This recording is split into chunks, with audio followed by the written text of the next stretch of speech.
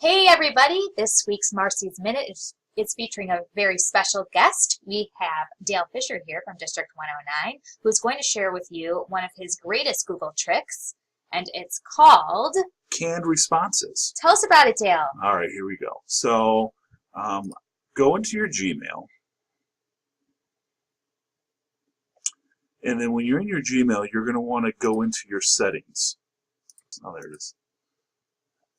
Go into your settings, and then when you're in your settings, you want to actually click on one of the tabs up here called Labs. Google has a bunch of experiments that they'll do to see people's response and how they use the labs. Underneath the labs is, the first one is called Canned Responses.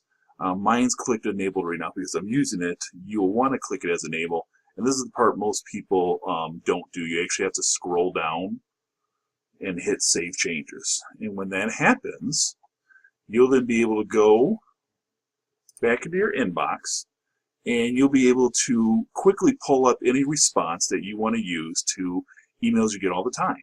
So you can actually craft those responses based on something you would typically send out that's always the same, or an email you get that just always seems to generate the same response. So I tend to get a lot of emails about placing student teachers. So I found that I was consistently telling them the same thing. So when I reply to them, when you hit the reply button, you then go over here, click on the drop down, and then canned responses will now be in there. You'll have to fill these in and create the canned response. But when you do, here's student teaching, and I click that button, and it automatically fills the response in here. So now, just to blow this up so you can see it,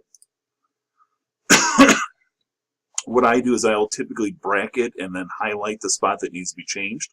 So in here I just change this to hello Annette, and then there's the typical response I would put out for someone requesting a student teacher. Simple as that. So I'm going to delete this so I don't send it because I've already responded to her. But you can also use it if you send out something on your end that's not necessarily an email sent to you. So you can go into canned responses and say, when we hire someone new, I do what's called an intake interview. It's almost always the same email. So now it'll actually, because I'm creating the response, it'll fill in the subject line, put in the email, and then these are the things that I need to change. So this is what gets sent to my administrative assistants to conduct an intake for a particular interview. So if you want to create your first canned response, all you need to do is type in the email you want, go down to canned responses, and then there's actually 3 sections here. You can insert one, which is what's been saved. You can save it, which will override what's already there, or create a new one. Or if you don't want it anymore, just hit delete. Simple as that. These canned responses save me a ton of time.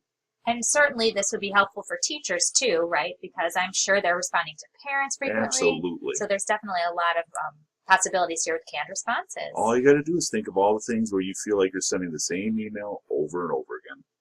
Saving people time, Dale. That's what Dale does.